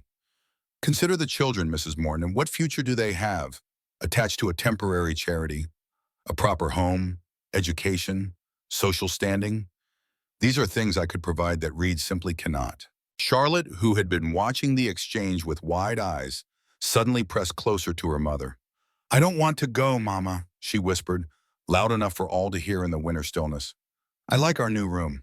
The simple declaration carried more weight than any adult argument. Rebecca placed a protective hand on her daughter's shoulder, her decision evident in the gesture. "Thank you for your concern, all of you," she said firmly, "but we are quite content with our current arrangement." Sullivan's mask of benevolence slipped further. "Content today doesn't ensure security tomorrow, Mrs. Morton. There are legal considerations regarding the welfare of children that the territorial court takes quite seriously." The threat, thinly veiled though it was, caused William to step forward, his young face set in determination. "You can't take us away. Mr. Reed promised to teach me carpentry. We're building our room together." Sullivan's gaze shifted to the boy, something calculating entering his expression. "Admirable skills to learn, young man, but a boy needs more than hammer and nails for his future. Education, opportunity, connections, these are the tools of true advancement." Ethan had heard enough. Moving forward, he positioned himself more directly between Sullivan and the Mortons. "Your concern is noted, Sullivan. If that's all, we've got work to continue." For a moment, tension stretched between the men, unspoken challenge passing between them. Then Sullivan nodded, his smile returning though his eyes remained cold.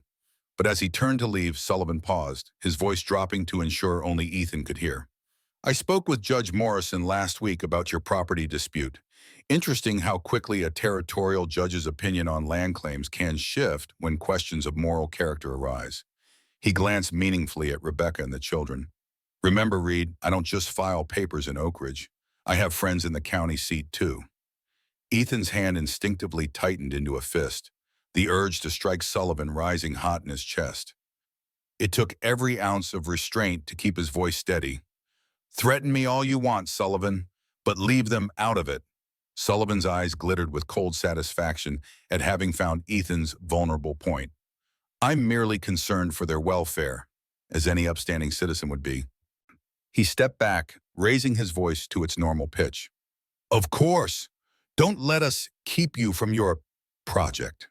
Of course, don't let us keep you from your project." He turned to Rebecca with a small bow. "Consider my offer, Mrs. Morton. The future of your children may depend on it." With that parting remark, he remounted his horse, nodding for the others to follow his lead. As they prepared to depart, Reverend Thompson hesitated, turning back to address Rebecca directly. "Mrs. Morton, please know the church is available to you and your children should you need any assistance.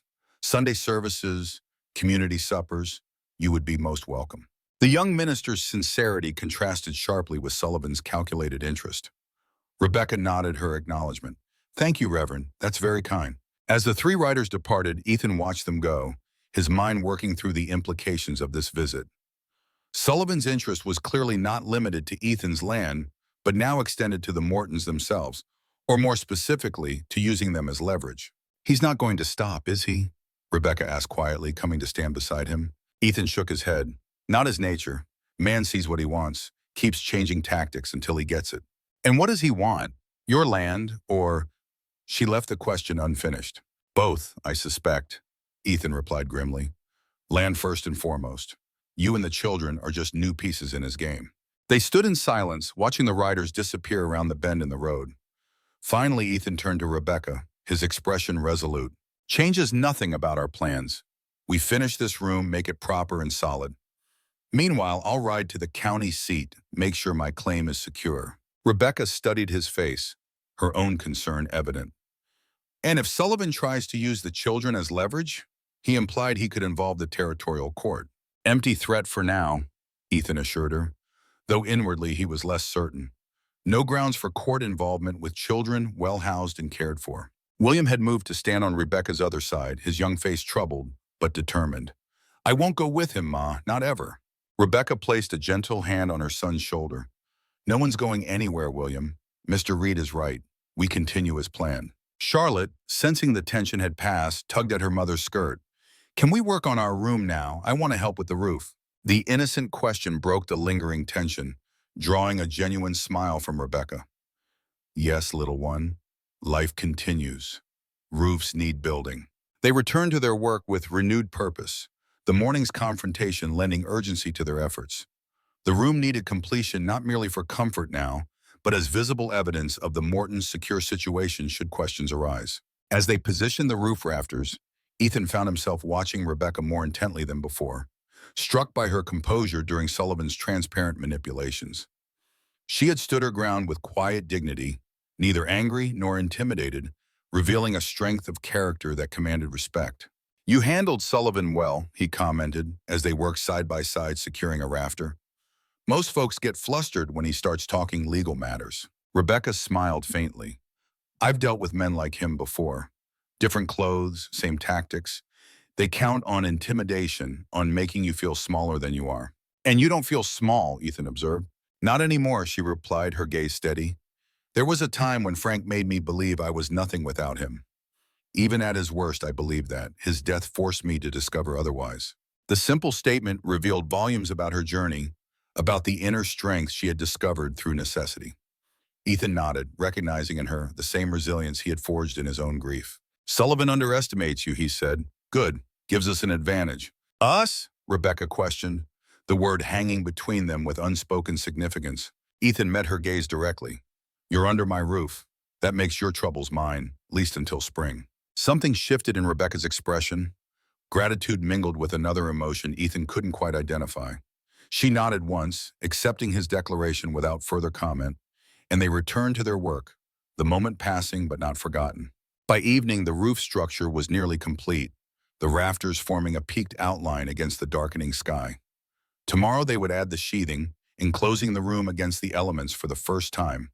Progress was swift, the work advancing more rapidly than Ethan had initially estimated, propelled by their shared purpose and growing skill as a team. After dinner, with the children settled in the barn loft, Ethan unfolded a map of the county on the table, showing Rebecca the boundaries of his claim. 160 acres under the Homestead Act, he explained, tracing the perimeter.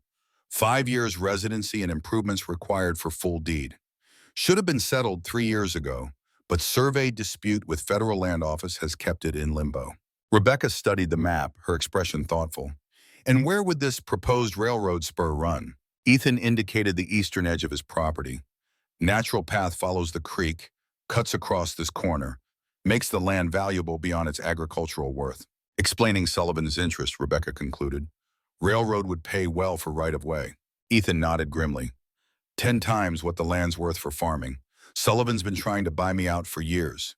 Likely has arrangements with the railroad already, pending acquisition. And now he sees another avenue," Rebecca said softly. "Through us." The simple statement hung between them, acknowledgement of how their lives had become intertwined through circumstance. Ethan rolled up the map, his decision made. "I'll ride to the county seat day after tomorrow, once the roof is secured. Check the status of my claim. And make sure everything's properly recorded. Been putting it off too long." "Will it help?" Rebecca asked. "If the survey dispute remains unresolved?" Ethan shrugged. "Can't hurt to have the paperwork in order. Besides, might learn something useful about Sullivan's activities. Man like that leaves traces." Rebecca nodded, accepting his reasoning. "We'll continue work while you're gone. William and I can manage the simpler tasks." The casual assumption of continuing their shared project settled comfortably between them, neither acknowledging how natural such planning had become. 8 years of solitude had given way to cooperative effort with remarkable ease, as if Ethan's isolated existence had merely been an interruption in the natural order of things rather than his chosen path. As Rebecca prepared for bed, gathering her shawl to make the cold walk to the barn loft, she paused at the door. "Ethan," she said quietly, "thank you for standing with us today." He looked up from the fire, meeting her gaze across the room. "No need for thanks. Right is right." She smiled slightly at his simple moral calculus. "Nevertheless, it means something, knowing we're not facing Sullivan alone." After she had gone, Ethan remained by the fire, turning over the day's events in his mind. Sullivan's interest in the Mortons complicated matters significantly. Land disputes could be resolved through legal channels, property rights defended through documentation and testimony. But Sullivan's implied threat regarding the children introduced a new dimension, one that legal papers alone couldn't address. The territorial courts held broad discretion in matters concerning child welfare. A man of Sullivan's position could potentially influence such proceedings, especially if he could convince authorities that the children's current living arrangement was somehow improper or unstable. The thought of William and Charlotte being legally removed from Rebecca's care, perhaps placed with Sullivan himself as a respectable guardian, stirred a deep anger in Ethan's chest. He had seen such manipulations before, Powerful men using the law to achieve what force could not. Not this time, he murmured to the fire, determination hardening his resolve. Whatever Sullivan's game, Ethan would not allow the Mortons to become pawns in it. 8 years of avoiding entanglement had come to an end the moment he had invited them across his threshold. Now he would see that decision through, whatever it might cost. Outside, the wind picked up, driving snow against the windows with increasing force. Another storm approaching, nature's reminder of winter's grip on the territory. Inside, Ethan added another log to the fire, the flames leaping higher as they consumed the fresh fuel. That night, after checking the barn one last time, Ethan paused at Eleanor's grave on the small rise behind the property. He hadn't visited in months, the pain still too raw despite the years past. "Things are changing, Ellie," he said quietly into the cold night air. "I think you'd approve." Returning to the cabin, he retrieved his grandfather's old ledger from the shelf, a record of family accounts dating back to when the Reeds first came west. On a fresh page, he wrote in careful script, "December 18th, 18, Morton family arrives, William, Charlotte, and Rebecca." Below it, he added, "Room construction begun, foundation laid, walls raised." Then after a moment's hesitation, he wrote, "Property claim to be secured, Sullivan problem to be addressed." It wasn't just a building record anymore. It was the beginning of a family history. From his desk drawer, Ethan pulled out the surveyor's map with the disputed boundary marked in red. For years, he'd accepted the unresolved status, having nothing worth fighting for beyond his solitary existence. Now, studying the creek line where Sullivan claimed the railroad would run, he began marking strategic positions, legal strongholds he would establish with Judge Harmon's help. On the table, he laid out 3 items: the property deed, his father's old pocket watch he'd stopped carrying after Eleanor's death, and a small leather pouch of seed corn saved from his first harvest. Land, time, future, all connected now in ways he hadn't allowed himself to consider for 8 long years. Outside, the wind continued to drive snow against the windows, but its howl no longer matched the emptiness inside him. The winter would be long, the challenges significant, but for the first time since he'd carved Eleanor and James's names into that doorframe, Ethan Reed was planning beyond mere survival. He'd promised to build a room. But in that simple act, he'd laid the foundation for something far more enduring. The room would shelter the Mortons through winter. His resolve would protect them from Sullivan, and perhaps, if he found the courage, his heart might shelter something even more precious when spring finally came.